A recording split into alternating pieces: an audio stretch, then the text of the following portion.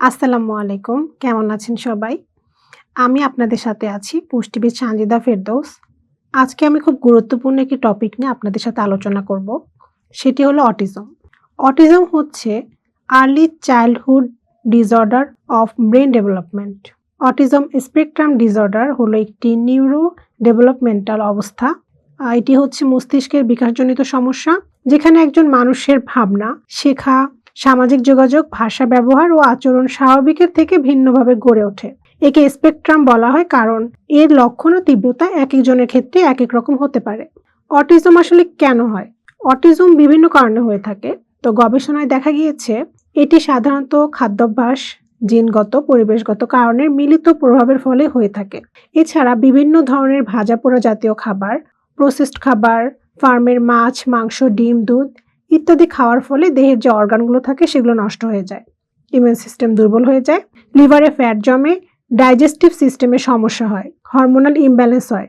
পরবর্তীতে দেখা যায় এই অসুস্থ শরীরের জেনেটিক্যালি স্ট্রাকচার মা বাবার থেকে সন্তানের মধ্যে চলে যায়, যার ফলে জন্ম নেওয়া সন্তান অটিজমে আক্রান্ত হয়। তারপরে দেখা যায় পরিবারের কারো যদি অটিজম থাকে তাহলে অন্যান্য সদস্যদের মধ্যেও এই ঝুঁকি বেশি দেখা যায়। কিছু নির্দিষ্ট জিনের পরিবর্তন বা মিউটেশন মস্তিষ্কের বিকাশ ও কাজের প্রতিক্রিয়ার প্রভাব ফেলে, যার ফলে শিশুর শেখা, কথা বলা ও সামাজিকভাবে আচরণ করার যে ক্ষমতা সেটা ভিন্নভাবে গড়ে ওঠে। মস্তিষ্কের কিছু অংশ থাকে, যেমন সেরেবেলাম, তারপর হচ্ছে ফ্রন্টাল লোব, এগুলো ঠিকভাবে কাজ না করলে সামাজিক যোগাযোগ ও আচরণে অসুবিধা দেখা দিতে পারে। আবার স্নায়ুকোষের মাধ্যমে যোগাযোগের ভারসাম্য নষ্ট হলেও দেখা যায় অটিজমের লক্ষণ দেখা দিতে পারে। পরিবেশগত কারণ তো আছেই। এখানে পরিবেশগত কারণ গুরুত্বপূর্ণ ভূমিকা রাখে। দেখা যায় গর্ভাবস্থায় মা যদি কোনো ধরনের সংক্রমণ, দূষণ বা ক্ষতিকর রাসায়নিকের সংস্পর্শে আসেন তাহলে ঝুঁকি বেড়ে যায়। গর্ভকালে দেখা যায় পুষ্টির ঘাটতি, তারপরে কিছু ওষুধের সাইড ইফেক্ট আছে বা প্রসবকালীন যে জটিলতা, এটা থেকেও শিশুর মস্তিষ্কের বিকাশে প্রভাব পড়তে পারে। এছাড়া সময়ের আগে জন্ম নেওয়া শিশু, মায়ের বয়স বেশি হওয়া বা গর্ভকালীন ডায়াবেটিস থাকলেও দেখা যায় অটিজমের সম্ভাবনা বাড়ে। তবে মনে রাখা দরকার, অটিজমের জন্য মা বাবা বা নির্দিষ্ট কোনো কাজকে আমরা দায়ী করতে পারবো না।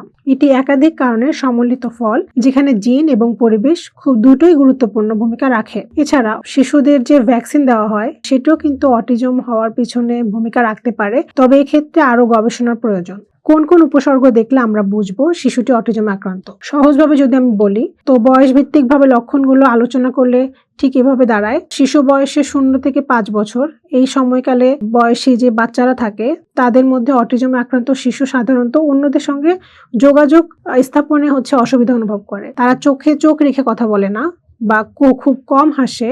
অনেকে দেখা যায় আবেগ প্রকাশ করতে পারে না। অনেক সময় কথা বলা দেরিতে শুরু হয় বা একেবারেই কথা বলে না। কারো সঙ্গে সাধারণ আলাপচারিতা বজায় রাখা তাদের জন্য কঠিন হয়ে পড়ে। সামাজিকভাবে তারা একা থাকতে পছন্দ করে, খেলাধুলায় বা অন্য শিশুদের সঙ্গে খুব কম মিশে।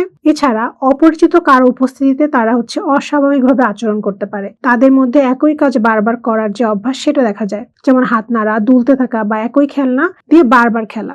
শব্দ, আলো, তারপরে স্পর্শ বা গন্ধের প্রতি তারা এক ধরনের অতিরিক্ত সেন্সিটিভিটি কাজ করে। আবার কখনো কখনো একেবারে কোনো রিয়াকশন দেখায় না। এরপরে কিশোর বয়স, অর্থাৎ 6 থেকে 12 বছর। এই সময়ে অটিজমে আক্রান্ত শিশুদের ভাষা ও শেখার ক্ষেত্রে এক ধরনের সমস্যা দেখা যায়। তারা বাক্য গঠন, গল্প, কথা বলা, তারপর যোগাযোগে পিছিয়ে থাকতে পারে। পড়াশোনায় মনোযোগ কম থাকে, তবে কিছু নির্দিষ্ট বিষয়ে কেউ কেউ আশ্চর্য রকম দক্ষতা দেখাতে পারে। বন্ধুত্ব করতে বা সামাজিক নিয়ম বুঝতে তাদের কষ্ট হয়। কোনো নির্দিষ্ট বিষয় বা শখের প্রতি অতিরিক্ত আগ্রহ থাকে এবং রুটিন পরিবর্তন হলে তারা অস্বস্তি বোধ করে। অনেকে আবার হতাশাও হয়ে যায়। শব্দ বা কিছু নির্দিষ্ট আওয়াজ তাদের বিরক্ত করতে পারে এবং মুখভঙ্গি বা শরীরের ভাষা অনেক সময় অস্বাভাবিক হয়ে যায়। এরপর আসি কিশোর আর যুবক বয়সে, অর্থাৎ 13 থেকে 18 বছর বয়স।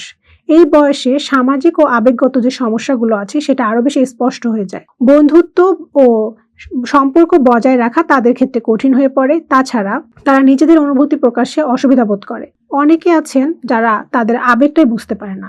তো এই বিষয়ে দেখা যায় যে তাদের যে বিষয়ে বেশি আগ্রহ থাকে সেই বিষয়ে গভীর জ্ঞান অর্জন করে। আবার অনেকে দেখা যায় রুটিন পরিবর্তন হলে তারা মানসিক চাপ অনুভব করে। শব্দ, আলো বা স্পর্শের প্রতি এক ধরনের এক্সট্রা তারা সেনসিটিভিটি প্রকাশ পায়। আর প্রাপ্তবয়স্ক অর্থাৎ 18 বছর থেকে তার বেশি যে বয়সী অটিজমে আক্রান্ত প্রাপ্তবয়স্করা আছে তাদের ক্ষেত্রে দেখা যায় যে কাজের যে জায়গা থাকে বা সম্পর্কে যে সামাজিকতা, এই সমস্যায় তারা সম্মুখীন হয়। তাদের আবেগ প্রকাশ ও সংবেদন প্রকাশে অন্যদের তুলনায় আলাদা হয়ে থাকে। অনেক সময় দেখা যায় তারা নির্দিষ্ট কোন একটা বিষয়ে অসাধারণ দক্ষতা দেখাতে পারেন, কিন্তু যখনই তাদের রুটিন পরিবর্তন হয় বা নতুন কোনো পরিস্থিতিতে মানিয়ে নিতে অসুবিধা হয়, তখন দেখা যায় তাদের কথাবার্তায় এক ধরনের সীমাবদ্ধতা দেখা যায়। তারপরে সামাজিক যে ইঙ্গিত বা অন্যের প্রতি যে রিয়াকশন গুলো সেগুলো বোঝা কঠিন হয়। পাশাপাশি তারা দেখা যায় কাজগুলো বা আচরণগুলো রিপিট ভাবে করছে।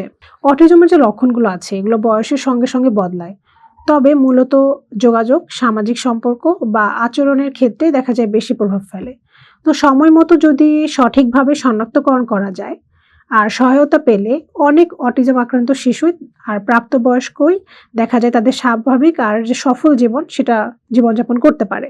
এখন আমরা জানবো অটিজমের প্রতিকার আছে এগুলো সম্পর্কে। তো অটিজমের অন্যতম কারণ হচ্ছে জেনেটিক্যালি মডিফাইড যে ফুড অর্থাৎ জিএমও, আর টক্সিক যে হেভি মেটাল আছে যেমন লেড, মার্কারি ইত্যাদি। তো এই যে অনেকগুলো ফ্যাক্টর এখানে কাজ করে বাচ্চা অটিজম হওয়ার ক্ষেত্রে। অটিজমে আক্রান্ত শিশুদের খাদ্যাভ্যাস এবং জীবনযাত্রার পরিবর্তন করলে এই রোগ থেকে নিরাময় পাওয়া কিন্তু সম্ভব। তো কিছু নিয়ম যদি আমরা মেনে চলি তাহলে দেখা যাবে খুব দ্রুত আমরা ইমপ্রুভমেন্টের দিকে যেতে পারবো। তো সেগুলো হচ্ছে বেশি বেশি কাঁচা বা জীবন্ত খাবার খেতে হবে, গ্লুটেন মুক্ত খাবার খেতে হবে, বাইরের খাবার খাওয়া যাবে না যেমন প্রসেসড ফুড, ভাজা পোড়া জাতীয় খাবার ইত্যাদি।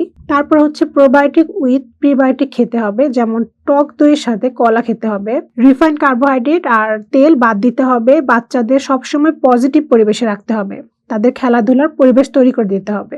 এর পাশাপাশি বিশেষজ্ঞের পরামর্শ অনুযায়ী আরো কিছু সাপ্লিমেন্ট নিলে দেখা যায় ভালো ফলাফল পাওয়া যায়, যেমন ভিটামিন D3, তারপর হচ্ছে অ্যান্টিঅক্সিডেন্ট লিপোসোমাল গ্লুটাথায়োন, এটি টক্সিন থেকে কোষকে রক্ষা করতে সাহায্য করে। তারপর হচ্ছে dipeptide L carnosine, cod liver oil, omega three, medicinal coconut oil ইত্যাদি ব্যবহার করা যেতে পারে। এর পরেও যদি সুস্থ না হয় তাহলে বিশেষজ্ঞের পরামর্শ অনুযায়ী স্টেম সেল থেরাপি নেওয়া যেতে পারে। তো আজকে এই পর্যন্তই। সবাই ভালো থাকবেন, সুস্থ থাকবেন। আর প্রাকৃতিক উপায়ে যদি এই রোগ থেকে নিরাময় পেতে চান তাহলে বিশেষজ্ঞের তত্ত্বাবধানের জন্য আমাদের সঙ্গে যোগাযোগ করতে পারেন। ধন্যবাদ।